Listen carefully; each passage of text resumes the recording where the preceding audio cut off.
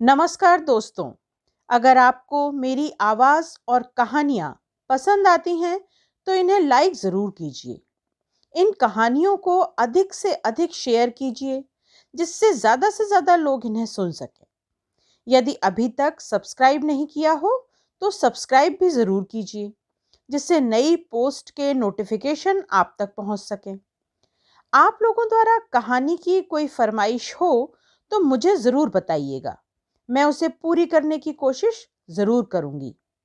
दोस्तों, आज की कहानी मेरी एक युवा श्रोता की फरमाइश पर सुना रही हूँ। आशा करती हूँ आपको पसंद आएगी। आइए मालती जोशी जी की कहानियों का सिलसिला आगे बढ़ाते हैं और सुनते हैं आज की कहानी शब्दातीत। सुनो, सो गई क्या? इन्होंने मेज पर काम करते करते ही आवाज दी। क्या है? मैंने आवाज में आलस भरकर कहा। इतनी रात गए, अब किसी इंटरेस्टिंग केस का भीतर बाहर समझने की शक्ति मुझ में नहीं थी। वह चिट्ठी लिख दी थी क्या तुमने? सुनकर मैं भीतर तक काठ हो आई। पहले से जानती तो उत्तर ही न देती। एक पत्र लिखना है और तुम्हें 3 दिन से फुर्सत ही नहीं हो रही है। पर आपको क्या? मुझे क्या पड़ी है? 3 दिन से बाबूजी के नाम से पत्र लिख रखा है। तुम माँ जी के लिए 2 शब्द लिख देती तो कल पोस्ट कर देता। आप 20 पैसे की बचत चाह रहे होंगे तो यह नहीं हो सकता। मुझे लंबा पत्र लिखना है और अलग से लिखना है। तीर निशाने पर बैठा था। एज यू लाइक कहकर वे फिर अपनी फाइलों में डूब गए। पर मेरी नींद, जिसने 3-4 दिन बाद आज मुझ पर कृपा चाही थी, फिर दूर भाग गई। मैं छत की कड़ियां गिनते हुए पत्र का मजमून बनाने लगी थी जो मुझे माँ को लिखना था। पूज्यनीय माँ, अभी कुछ दिन हुए पूज्य बाबूजी का पत्र मिला। यह जानकर अत्यंत दुख हुआ कि पूज्य मामा जी का एक भीषण आघात में देहावसान हो गया। उनकी असामयिक मृत्यु। अचानक भान हो आया, यह तो मेरा पत्र नहीं है, यह तो इनके ही पत्र की प्रतिध्वनि मात्र है। मेरा अंतर्मन तो कुछ दूसरी ही बात लिख रहा था। नई माँ। तुम्हें नई माँ कहलाना पसंद नहीं है ना? पर क्या करूं, तुम्हें सिर्फ माँ कहकर पुकारते हुए हमेशा जबान लड़खड़ा जाती है। बाबूजी का पत्र आया है। उसकी मृत्यु का आघात इतना अधिक था कि अपघात का वृतांत पढ़ा ही नहीं गया। तो वह चला गया। वह जिसने नीरस बचपन के कुछ क्षणों को रस और रंग से भर दिया था, जो कुछ दिनों के लिए मेरे लिए गुरु, सखा, बंधु सभी कुछ था। जो कुछ उससे पाया उससे उऋण होने का तो प्रश्न ही नहीं उठता। धन्यवाद भी कर सकती तो। धन्यवाद तो माँ तुम्हारा भी करना था। प्रथम परिचय की सूत्रधार तुम ही तो थी। घंटी बजते ही सारी चिड़ियां फुर्र से घोंसले की ओर उड़ गई थी। मैं टांगों को घसीटती कंधे पर बस्ते को लथेड़ती हुई घर की ओर चली जा रही थी। दिल करता था रात तक स्कूल चला करे तो कैसा हो। तब घर जाकर खाना और सोना 2 ही काम रह जाएंगे। पता नहीं क्यों घर एक जेल खाना जैसा लगता। निरंतर बीमारी से जूझती माँ जब जीवित थी तब भी वहां कोई आकर्षण नहीं था। उनकी मृत्यु के बाद तो सारे बंधन मानो टूट से गए। बाबूजी उन दिनों पराये से लगते। तुम थी, पर मेरे लिए तुम्हारा अस्तित्व माँ की मृत्यु के बाद बारी से घर में रहने वाली बुआ, नानी या रिश्ते की किसी दादी से अलग नहीं था। इन सब के साथ एडजस्ट होते होते मेरा बाल मन पस्त हो जाता था। फिर तुम्हारे नाम के साथ सौतेला शब्द मेरी कल्पना में कई करुण कहानियों को सृजन करता था। तो सदा की भांति उस दिन भी मैंने बुझे मन से घर में प्रवेश किया। अपने नियोजित स्थान पर बस्ता टांग कर मैं तुम्हारी आवाज की प्रतीक्षा करती रही। मेरे बच्चे तो स्कूल से आते ही बस्ते जहां तहां पटक कर पहले खाने की फरमाइश करते हैं, पर मेरे बचपन की भूख न जाने कहां खो गई थी। कुमुद, आई माँ। यहां नई कहते कहते अक्सर जबान काट लेती थी। रसोई में रोज की तरह आसन लगाकर मेरे लिए दूध और नाश्ता रखा हुआ था। बेटे, अपने मामा जी को भी आवाज दे दे, तुमने कहा। तब देखा कि आसन दो लगे हैं। उसी निर्लिप्त भाव से लौटकर सारा घर देख आई, पर मामा जी का पता न था। शैतान कहीं निकल तो नहीं गया? विनोद! तुम्हारी धारदार किंतु महीन आवाज घर में गूंजी और दूसरे ही क्षण रसोई के दरवाजे पर नीला हाफ शर्ट और सफेद हाफ पैंट पहने एक लड़का खड़ा था। तो यह बुद्धूराम थे। इन्हें तो मैं देखा ही थी, माँ के पलंग पर पेट के नीचे तकिया रखकर टांगे हवा में नचाते हुए अली बाबा 40 चोर पढ़ रहे थे। पर मैंने सोचा था मामा जी के सुपुत्र होंगे। दीदी, यह बूढ़ी सी लड़की कौन है? शर्म और अपमान से मैं लाल हो उठी थी। मरे दूध के दांत गिरने बंद हो गए थे, पर कई रिक्त स्थानों की पूर्ति अभी शेष थी। विनोद, तुमने तीखे स्वर में कहा। फिर तुम्हारी मुद्रा स्वतः ही तरल हो आई। मेरे सिर पर हाथ फेरते हुए तुमने कहा था, यही तो कुमुद है, हमारी बेटी। सच कहना, हमारी बेटी कहते हुए तुम्हारा स्वर कांपा नहीं था। दीदी, तुम अपनी इस बेटी के लिए कॉपियां वगैरह क्यों नहीं ला देती? देखो ना, बेचारी को मुंह पर सवाल करने पड़ते हैं। अब मेरी बर्दाश्त के बाहर था। मुंह धोने के बहाने मैंने गुसल खाने की शरण ली और वहीं से तुम्हें उसे डांटते हुए सुनती रही। लिखते लिखते मुंह में पेंसिल दे लेना या गाल पर गोल गोल घुमाते रहने की मुझे बुरी आदत थी, पर उसके लिए इतना शर्मिंदा पहले नहीं होना पड़ा था। यह पहली सलामी थी। दूसरे दिन फिर स्कूल से लौटकर आई थी कि बगीचे से आवाज आई, ए बूढ़ी लड़की, इमली खाएगी? चौंक कर देखा, पेड़ के तने से टिका वह अपनी शान से बैठा था। अपनी जेबों से इमली झांक रही थी। मेरा नाम कुमुद है, मैंने बड़ी कठिनाई से आवाज में रौब भरते हुए कहा। अरे हाँ, भूल ही गया। कुमुद रानी, इमली खाओगी? मैंने हाथ बढ़ाया। उसने एक कटार मुझे देने का दिखावा किया और लपक कर मुंह में रख ली। 24 घंटे के घोर अपमान एकदम उफना गए और मैंने जोर से उसकी बाह में काट खाया। इस हमले के लिए वह तैयार नहीं था और बड़ी जोर से चीखा, कुतिया कहीं की! उसने हिकारत से कहा।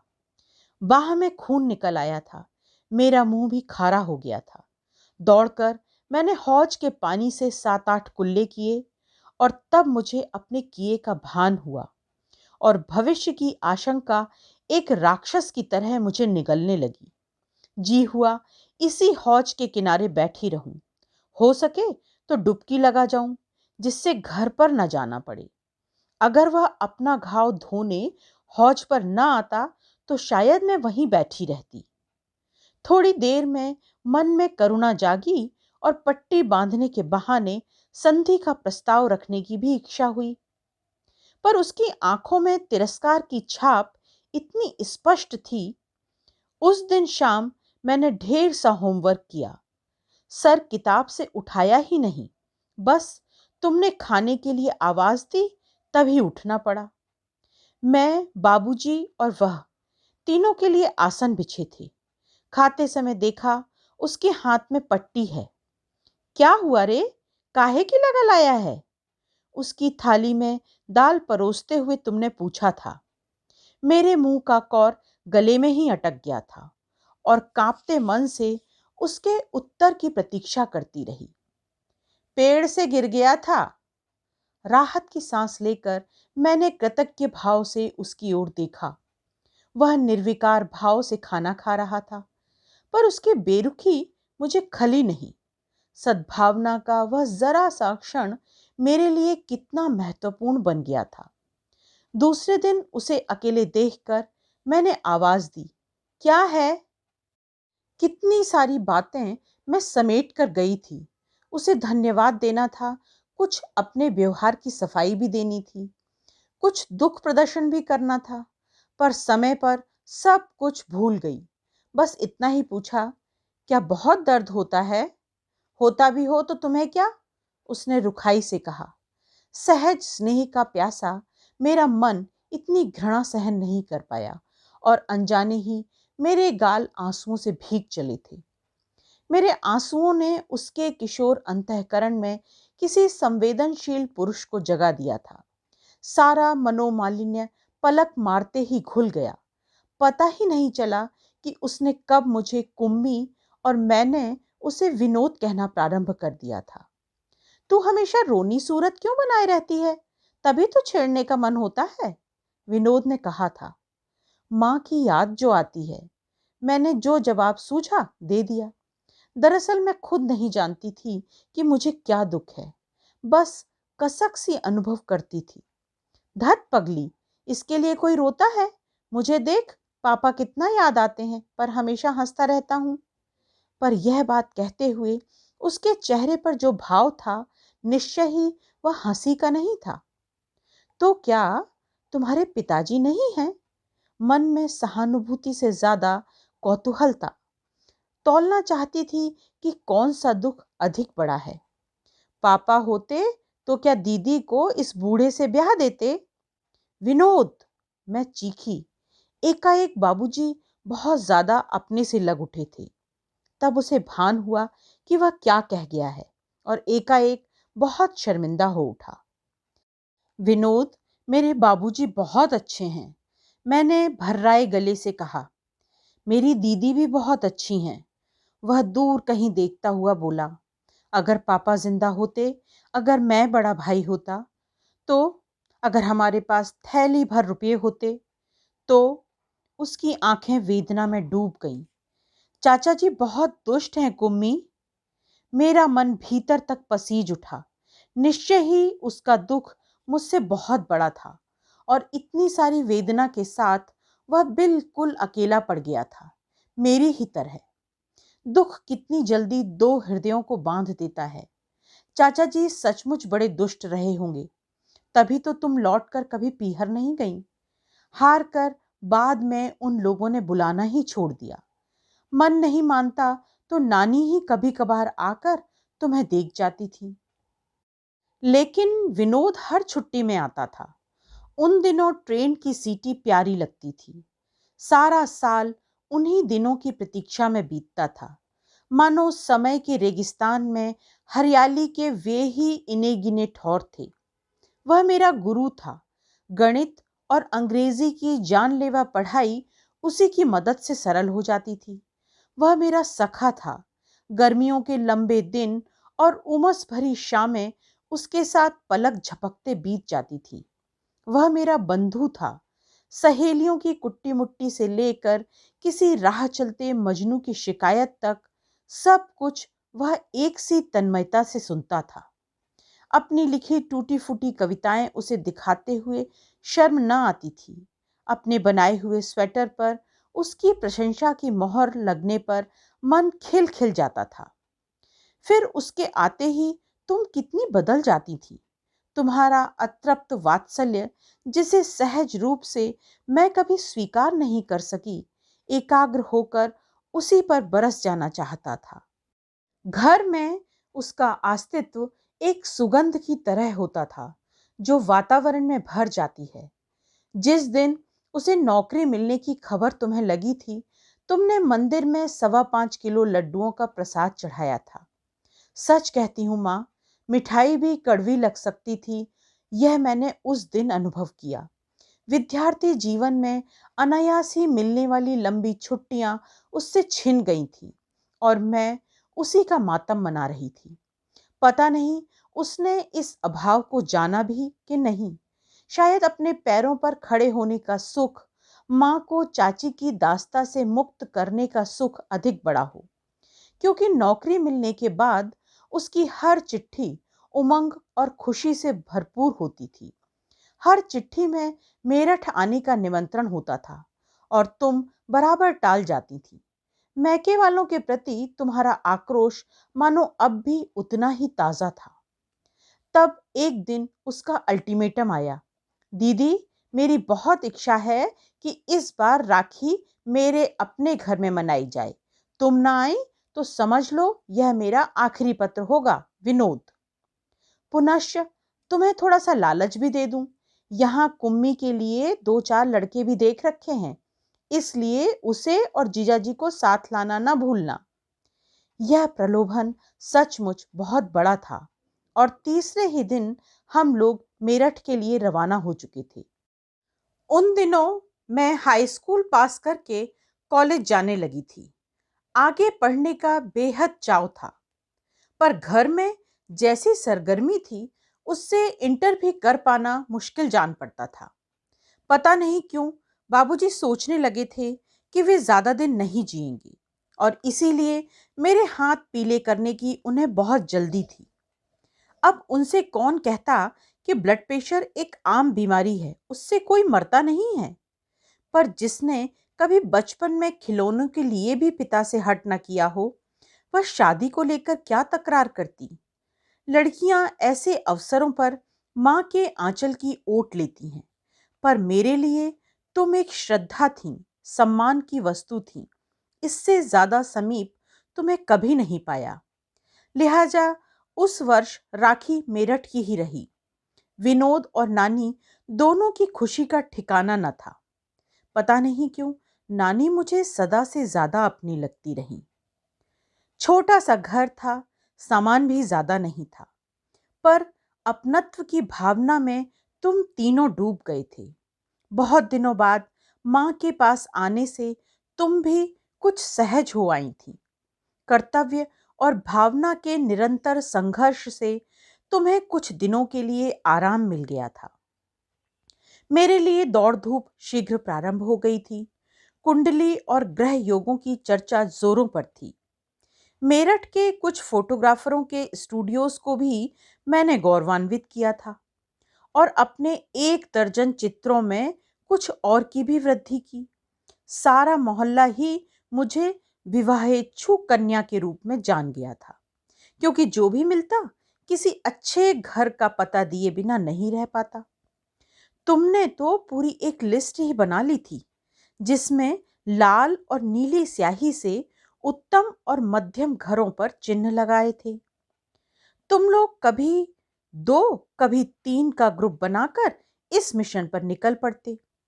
आए दिन घर पर प्रदर्शन होता और रात देर तक सम्मानित अतिथियों पर टीका टिप्पणी होती। जो लोग तुम्हारी इस श्यामांगिनी को स्वीकारने में अपनी असमर्थता बताते, उन्हें अपने 7 पुश्तों सहित नानी की सरस्वती में गोता लगाना पड़ता। जो लोग कुछ हजार रुपयों के एवज में मुझ पर अनुग्रह करने की तत्परता दिखाते, उन पर तुम्हारा और विनोद का रौब उमड़ पड़ता। विवाह की समस्या अपनी समस्त कुरूपता के साथ तुम्हारी आंखों के सामने नाच उठती थी, परंतु मेरे सिर पर बाबूजी थे। शायद इसीलिए मेरे कल्याण के प्रति तुम अधिक सजग हो उठी थी। अन्याय की आंच में जीवन भर तप कर तुमने अन्याय से लोहा लेना सीख लिया था। हफ्तों की दौड़ धूप के बाद एक दिन विनोद हांफता हुआ घर में घुसा। दीदी, ओ दीदी, कहाँ हो? जल्दी से मिठाई के लिए पैसे निकालो। क्या है, क्या हो गया? कई उत्सुक स्वर एक साथ बोल उठे। अरे, होना क्या है? बात पक्की हो गई। दरवाजे पर रोज रोज धरना देकर मितुर महाराज को तुम्हारी इस काली कलूटी लड़की के लिए पटाया आया हूं। और कोई दिन होता तो तुम और नानी इस काली कलूटी के लिए उस पर बरस पड़ती, पर उस दिन खुशी के ज्वार में उसका यह अपराध बह गया था। हाय, सच? तुम बस इतना कह पाई थी। हाँ, और अब जल्दी से मेरे लिए 2 जोड़ी जूतों का इंतजाम करो। इनकी हालत देखो क्या हो गई है। कहते हुए उसने धूल से अटे हुए अपने जूतों का नाटकीय प्रदर्शन किया। तू जूतों की कह रहा है? तेरे लिए तो सूट सिलवाऊंगी। तूने जो काम किया है। तुम्हारी खुशी चेहरे से फूटी पड़ रही थी। सूट तो बनवाना ही पड़ेगा। उनके यहाँ इतनी बार गया हूं कि मेरे कपड़े वे देख चुके हैं। अरे, कोई पानी वानी तो पिलाओ, धूप में सिक कर आया हूं। फौरन भाग दौड़ शुरू हो गई। नानी ने पड़ोस के लड़के को भेजकर बर्फ मंगाया। मैंने कैरी घोलकर शरबत बनाया। तुम बरामदे में बैठे बाबूजी को यह सुसंवाद देने चली गई। शरबत लेकर मैं कमरे में गई, तब वह निढाल होकर बिस्तर पर पड़ा था। गिलास लेते हुए बोला, वाह, लड़कियों की भी क्या तकदीर होती है। डॉक्टरी पास की नहीं और डॉक्टरनी बन गई। अरे करमजली, थोड़ा हंस तो दिया कर। यहाँ तो दौड़ दौड़ कर तलवे घिस गए और इनकी शक्ल पर देखो तो वही 12 बज रहे हैं। तो कहा किसने था आपसे? यूं ही तब से एहसान जता रहे हैं। मैंने तुनक कर कहा। काली कलूटी वाला शल्य अब भी साल रहा था। अच्छा जी, थैंक्स तो देना दूर, ऊपर से यह तुर्रा। उसके हाथ से गिलास लेकर मैं लौटने ही वाली थी कि उसने मेरा हाथ पकड़ लिया। कुम्मी। उसका स्वर इतना बदला हुआ था कि मैं चौंक गई। उसका चेहरा एकाएक गंभीर हो गया था। इतने दिनों तक तो पता नहीं किस नशे में दौड़ धूप करता रहा, पर अब लगता है यह असंभव है। क्या असंभव है? यह असंभव है कुम्मी। मैं तेरे बगैर जिंदा नहीं रह सकता। तेरी शादी की कल्पना से ही मन पर कैसी आरी सी चल रही है। विनोद। हाँ कुम्मी, मैं पागल था जो इतने दिनों तक यह बात नहीं जान सका। कैसा आश्चर्य है ना, मेरे ही मन की बात मुझसे ही छिपी रही। मेरे दोनों हाथ उसने थाम रखे थे। उसका स्पर्श मेरे लिए नया नहीं था, पर उसका अर्थ अवश्य नया हो गया था। उन हाथों की गिरफ्त में ही यह रहस्य मुझ पर प्रकट हुआ कि क्यों शादी की चर्चा से मेरा मन कभी आंदोलित नहीं हुआ। क्यों मेरे मन में भावी वर के लिए कोई तरंग नहीं उठी। विनोद, अब क्या होगा? मन में कितना कुछ घुमड़ रहा था, पर होठों से केवल यही शब्द बाहर आए। क्या होगा? कुछ तो करना ही पड़ेगा, और वह मैं ही करूंगा। मैं कहूंगा, मैं साफ साफ कह दूंगा। मैं धीरे से उठ आई। एक अस्फुट भय, एक अज्ञान आशंका मन को व्याप गई थी। तुम लोगों ने अधिक समय खोना ठीक नहीं समझा। दूसरे ही दिन शगुन के रुपए दे आने का प्रोग्राम बना। घर में अजीब चहल पहल थी। रसोई में नानी मिठाई का थाल सजा रही थी। बाबूजी तैयार होकर बरामदे में चहलकदमी कर रहे थे। तुम्हारी हड़बड़ी का तो कहना ही क्या था। एक पैर भीतर था तो एक पैर बाहर। इन सब से उदासीन मैं बीच वाले कमरे में बैठी एक मेजपोश काढ़ने का प्रयास कर रही थी। तुम शायद रुपए निकालने के लिए कमरे में आई। तुम्हारे पीछे ही एक आवाज आई, दीदी। यस। शायद सुई उंगली में चुप गई थी। मुंह में उंगली देकर मैं चुप बैठी रही, ऊपर देखा तक नहीं। दीदी। क्या है रे, तांगा आ गया क्या? बस तैयार हूं मैं। देख, अभी ये 500 रुपए एक निकाल रही हूं, ठीक है ना? तू बोलता क्यों नहीं? और अभी यूं ही खड़ा है, तैयार नहीं होगा क्या? तेरा चेहरा कैसा हो गया है? धूप तो नहीं लग गई? ला देखूं तेरे हाथ। कमरे में मेरा दम घुटा जा रहा था, पर पाँव ने तो जैसे जवाब दे दिया था। उठती कैसे? विनोद, कुछ कह तो भैया। क्या वहां से कोई संदेश आया है? दीदी। याचना में डूबा यह स्वर क्या उसी का था? दीदी, कुमुद को मुझे दे दो, मैं उसके बिना नहीं रह सकता। तड़ाक! कमरे में जैसे बिजली कौंध गई, और उसके साथ ही तुम बरस पड़ी थी। बेहया, बेशरम, निकल जा मेरे सामने से। पता नहीं तुम कितनी देर और क्या क्या कहती रही। यहाँ होश किसे था? मन तो जैसे सुन्न हो गया था। इतना ही याद पड़ता है कि उसी तांगे से हम लोग स्टेशन आ गए थे। घर पहुंचकर जो पहला वर मिला, उसी के साथ मुझे ब्याह दिया गया। 12 वर्ष बीत गए हैं, उसे फिर कभी नहीं देखा। पर इतने अरसे बाद भी जब उस दिन की याद आती है, तो माँ, वेदना में डूबी उसकी आवाज कलेजे को मथ डालती है। मन में जैसे एक हुक सी उठती है, कुमुद, कुमुद। सिर पर स्नेहिल स्पर्श का भान हुआ। मैंने करवट बदल कर देखा। सिरहाने वे बैठे हुए थे। पढ़ते पढ़ते मुझे ऐसा आभास हुआ कि तुम रो रही हो। यहाँ आकर देखा कि तुम्हारी तो हिचकी बंधी हुई है। आंसुओं से भीगा अपना मुंह मैंने दोनों हाथों से ढांपने की चेष्टा की, पर उन्होंने मेरे हाथ पकड़ लिए और थपथपाते हुए बोले, I can very well understand your feelings. Lakh खून का न सही, रिश्ता आखिर रिश्ता होता है। फिर भी कहूंगा, you have born it bravely. मैं निश्शब्द होकर उनकी संवेदना झेलती रही। शब्दातीत ये कहानी बस इतनी सी। ये कहानी आपको कैसी लगी? कमेंट बॉक्स में आपकी प्रतिक्रियाओं का इंतजार रहेगा। अगली कहानी के साथ फिर मिलेंगे। नमस्कार।